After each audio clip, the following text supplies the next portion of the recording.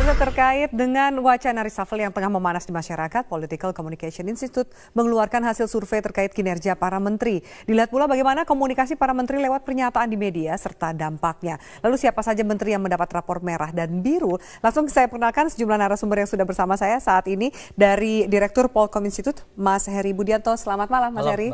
Dan kemudian ada Wasekjen dari Partai Nasdem, Bang Willy Aditya. Selamat malam, Bang Willy. Oke, saya ke Mas Heri dulu. Kita akan membahas sedikit soal survei dari Polkom Institute. Ini yang mana yang mendapatkan nilai yang tinggi secara positif dan juga nilai yang rendah tentu secara negatif.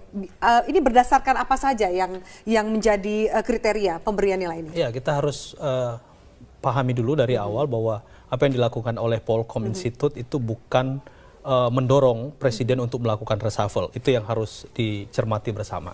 Jadi kita mencoba melihat bagaimana selama 6 bulan sejak menteri itu dilantik sampai bulan April, pemberitaan-pemberitaan. Jadi kita mengumpulkan 32.047 berita dari 15 media online, cetak ya. Ini seperti media monitoring seperti itu? Ya, kita melakukan media monitoring. Jadi yang kita lihat adalah tone pemberitaan, pemberitaan positif dan pemberitaan negatif. Mana menteri-menteri yang paling banyak diberitakan, itu dulu. Lalu kita baru setelah kita mendapatkan itu, ternyata menteri yang paling banyak mendapatkan porsi pemberitaan itu adalah Susi Pujiastuti. Nah, setelah itu baru klaster besar itu kita pecah menjadi 2 klaster kecil. Yang pertama adalah mana tone pemberitaan itu yang positif, mana yang negatif.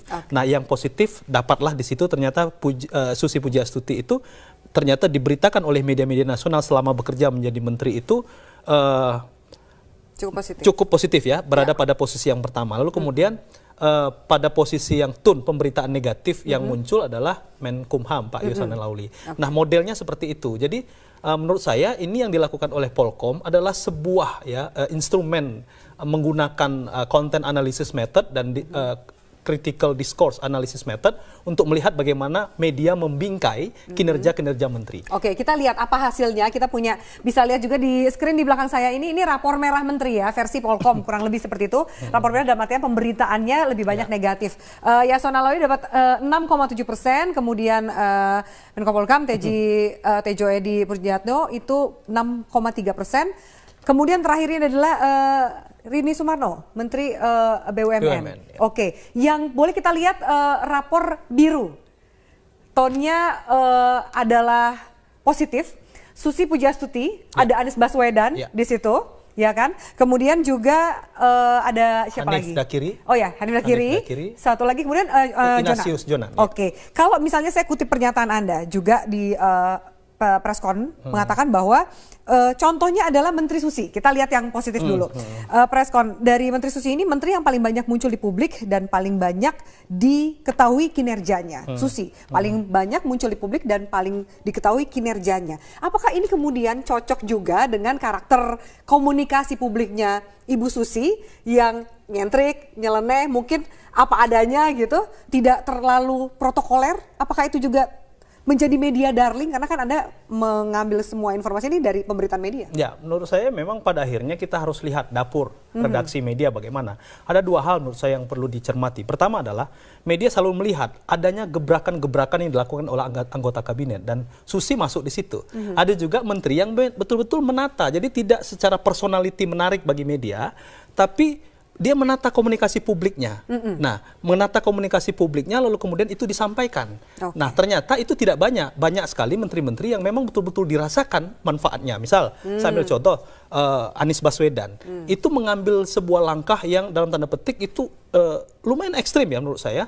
Menunda kurikulum 2013 dan menghapus UN. Jadi media tersedot pada perhatiannya itu sehingga dianggap kinerjanya itu positif. Itu yang saya katakan bahwa pada akhirnya media melihat bagaimana gebrakan yang dilakukan oleh media. Nah, begitu juga saya kira ada beberapa. Kita ambil contoh misalnya ketika menteri itu ada pernyataan atau katakan kinerjanya itu bersentuhan dengan hal-hal yang kontroversial, pada akhirnya media membuat bingkai gitu, memframe itu menjadi sesuatu yang kontroversial. Oke, ada menteri dari Nasdem tentu yang masuk di belakang ini, kita masih masuk ke dalam rapor merahnya, kurang lebih seperti itu. Apa tanggapan dari Bang Willy, dan juga nanti saya minta tanggapan Abang, dan juga apakah kemudian popularitas ini berbanding lurus dengan kinerja? Apakah seperti itu? Kita lanjutkan sesaat lagi, tetaplah bersama kami.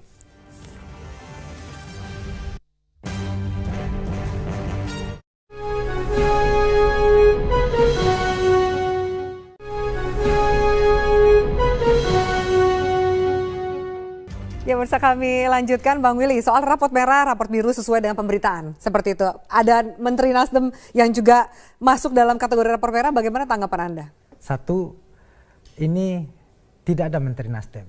Artinya apa?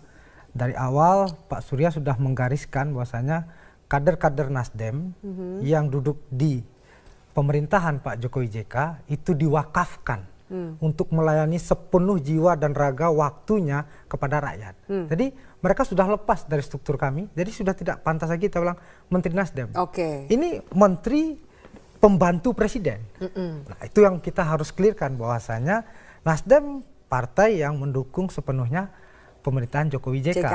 Nah, jadi kalau toh Pak Jokowi yang paling pantas, yang paling berhak untuk melakukan evaluasi, partai sejauh ini hanya memberikan sumbangsih kader-kadernya, ya seperti apa yang menjadi pakemnya partai adalah sebagai supplier kader, supplier manusia. Ini yang kami lakukan. Jadi Afi, ini yang harus kita benarkan juga bahwa ada menteri partai gitu. Ini sesat pikir saya pikir. Tapi kan juga sebenarnya suka dibandingkan antara kinerja dari menteri yang berlatar belakang profesional dan menteri yang berlatar belakang dari partai. Suka atau tidak memang ada komparasi itu, Bang, di masyarakat. Tanggapan Abang seperti apa? Ya, kalau komparasi publik mendikotomikan, is oke aja. Tapi bahwasannya yang harus kita lihat adalah kinerja itu tidak diukur semata-mata dari indeks kepuasan publik atau apalagi indeks pemberitaan. Jangan kemudian kita berasumsi ramein media, sepiin gawe gitu. Apa itu? Ya rame di media tapi kerjanya nggak ada gitu. Jadi jangan publik juga terkecoh dengan realitas ini. Nah, kalau partai sebagai Anda bilang tadi supplier kader terhadap kabinet atau pemerintahan dari Jokowi JK, yang Anda lihat dari rapor biru dan rapor merah, dan ini kan juga bukan hanya Polkom kan, kemarin juga ada sejumlah media yang melansir hasil surveinya. Bagaimana tanggapan Anda sebagai partai yang kemudian menjadi supplier kader-kader bagi kursi kabinet? Ya, satu, terima kasih bahwasanya ini seperti musim ya. Kalau di awal musim sepak bola itu ada musim transfer. Wajar setiap semesteran ada musim namanya evaluasi gitu. Ini sekarang kita berbicara tentang evaluasi komunikasinya. Dan bagus kan kemudian Presiden merespon dengan kemudian membentuk tim komunikasi. Jadi ada input yang harus kita lihat di sini bagaimana publik aware terhadap pemberitaannya. Nah, kalau bicara kerja tentu kita harus melihat presiden dan wakil presiden mempunyai platform nawacita, mempunyai platform yang lain. Jadi saya pikir tidak elok kalau kita hanya meletakkan sebuah indikator saja sebagai sebuah judgement terhadap kinerja. Jangan-jangan ketidakpopuleran justru berdampak besar terhadap sebuah loncatan perubahan di pemerintahan dan terhadap kinerja bangsa dari dan negara ini. Jadi kita harus fair melihat ini. Tapi secara prinsip reshuffle itu adalah hak prerogatif presiden. Dan Nasdem secara jelas mengatakan kita partai pendukung pemerintah dan apa keputusan Pak Presiden Jokowi dalam hal ini kita akan ikut. Soal komunikasi para menteri ini kan juga dibentuk oleh Presiden, tim komunikasi Presiden. Sejauh mana ini mampu membantu mengkomunikasikan apa yang diinginkan atau visi misi dari Presiden lewat juga jajaran menteri-menterinya menurut Anda? Ya, saya kira memang apa yang dilakukan oleh Polkom ini bisa menjadi tools ya bagi Presiden, bagi pemerintahan, terutama bagi kabinet. Saya ingin menyatakan bahwa apa yang kami lihat dari tone pemberitaan ini bisa menjadi sebuah acuan bagi para menteri.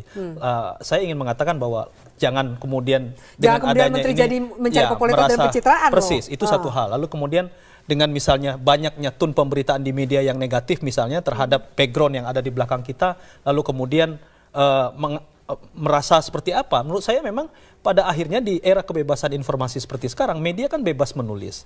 Maka satu hal menurut saya, ketika misalnya, tadi saya sudah sampaikan Mbak Afi, bahwa ketika misalnya media memframe suatu pernyataan menteri yang kontroversial, itu secara otomatis itu menurunkan ini loh, citra atau trust publik terhadap pemerintahan secara keseluruhan. Jadi juga menteri harus mawas diri, hati-hati. Nah, dengan adanya tim komunikasi presiden, kita bisa lihat mudah-mudahan sinergitas ya, koordinasi menteri yang selama ini kita tahu.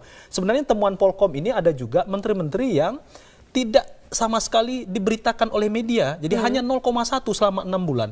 Dan menurut saya ada satu hal yang sangat mengkhawatirkan, beberapa menteri yang teknis yang langsung berhadapan dengan hajat hidup orang banyak, justru publik tidak tahu. Nah, dalam itu apa yang salah? Menterinya yang kurang mendekatkan diri ke media atau kurang banyak statement sehingga kinerjanya mungkin belum terlihat, atau tidak terlalu menarik juga untuk diliput oleh media itu sendiri? Dua hal. Menurut saya memang dari sisi personalitinya mungkin media tidak menarik karena tidak ada gebrakan. Padahal momentum ada. Momentum ada, tidak ada gebrakan, bisa jadi, ya. Lalu yang kemudian yang kedua, bagian daripada kinerja seorang menteri itu juga bagaimana menata komunikasi publik. Jadi apa yang dilakukan oleh menteri itu mestinya juga disampaikan kepada publik agar publik tahu. Nah, inilah pentingnya komunikasi di era sekarang.